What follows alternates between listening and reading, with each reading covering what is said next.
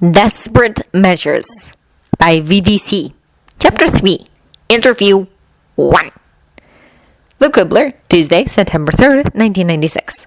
Special edition! Harry Potter Half-Veela. Read the exclusive interview with our very own Mr. Xenophilius Lovegood.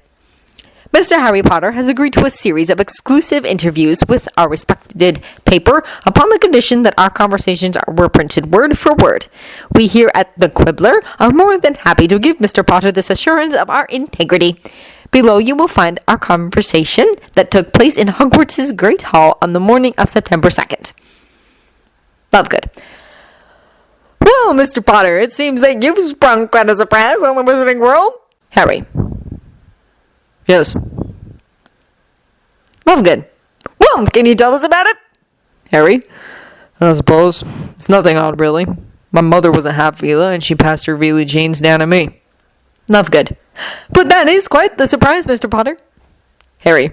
Please call me Harry. Lovegood. Of course. Thank you, Harry. As I was saying, it appears quite the surprise that Lily Potter was a Veela. Where did it come from? Did anybody actually know? Harry.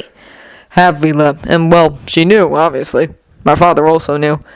Nobody else, I don't think. At least, not that I know of. As to where it came from, I'd like to keep quiet about that for now. Lovegood.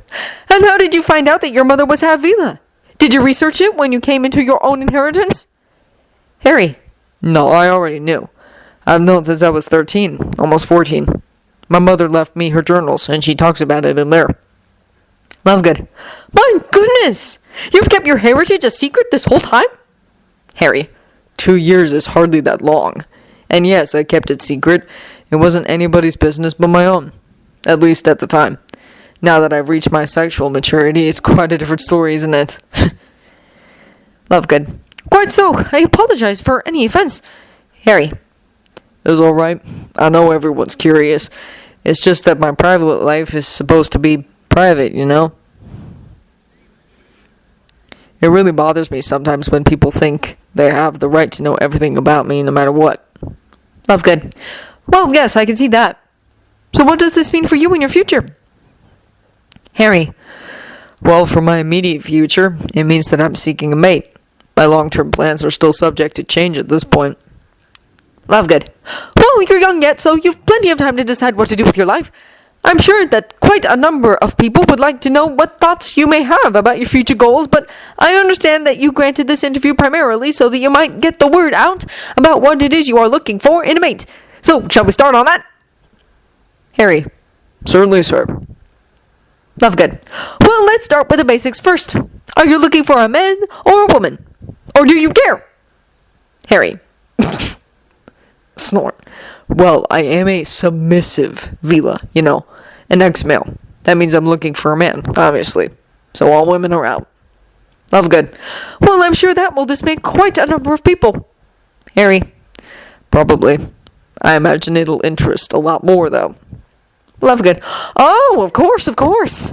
Well, let's move on to something else easy. Are you interested in men of a particular age? Harry. I obviously want someone who's old enough, so I'm thinking at least 16. I might accept someone who's 15 since it'll be a year or so before we bond and they'll be 16 by then. Anybody younger, though. Lovegood. So nobody born after 1981 then? Harry. That sounds about right. Lovegood. How about an upper age limit? Harry. I don't think I care so much about that, really. They just have to be able to perform, though, if you know what I mean. I want children. Lovegood. Well now, Harry, did you know that the oldest wizard to sire a child was 206? Harry. Joke. No, I didn't know that. Well, I certainly don't want someone that old. Lovegood. Maybe a wizard in his early hundreds, then? Harry. No. Alright. Stop your laughing and help me out here. Lovegood. Laugh. Well, how about making it easy and saying no suitors born before 1950? Harry. 1950? That would mean they would be at most 30 years older than me. That's actually a good idea, I think. A single generation gap is fine, but 2 might be a bit much. Lovegood. True. Well, that will still leave quite a number of potential suitors suitors, I imagine. Harry. Oh, I'm sure. One thing, though, they have to be healthy, no matter how young or old they are. Lovegood. An athlete? Harry. No, not necessarily. I just don't want a fat or sickly mate. Lovegood. Understandable. How about nationality? Are you looking for a British mate? Harry. I don't care if they're British or not. Lovegood. European? Harry. Don't care. Lovegood. You realize that there could be a lot of suitors from other countries if you don't limit the nationality. Harry. I understand, but I really don't have a regional preference. I'm actually rather interested in other cultures. And I don't think it would be fair to eliminate someone based off something that I don't even care about. Although... Lovegood. Yes. Harry. They need to be able to speak English, and fluently at that.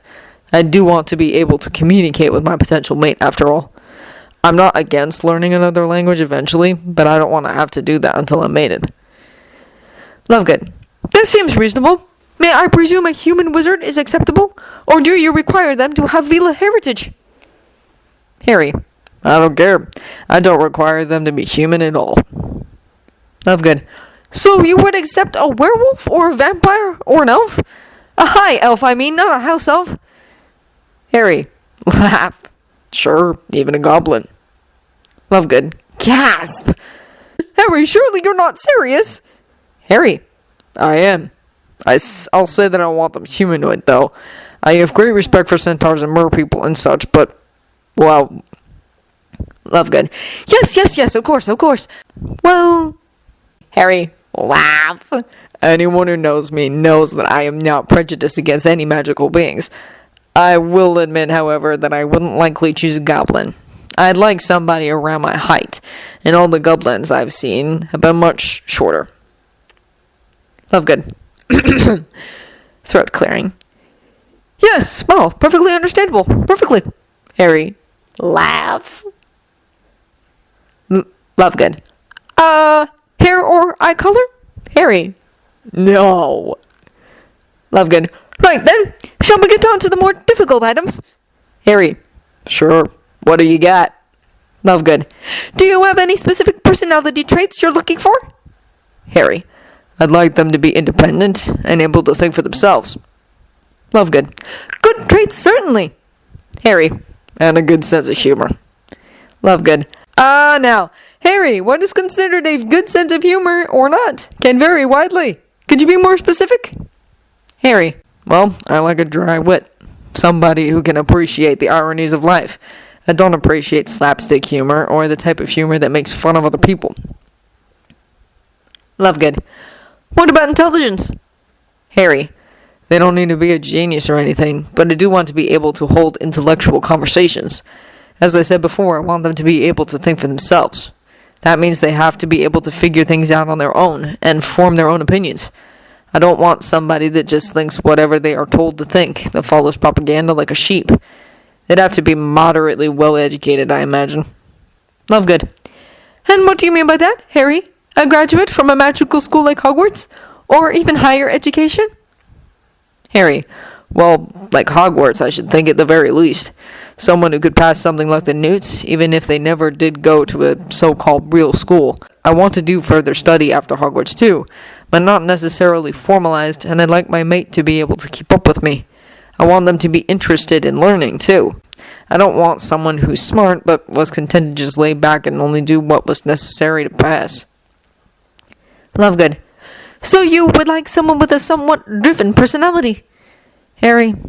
Not necessarily. I mean, I don't want someone who's lazy, but I don't want someone who's only focused on a single objective either.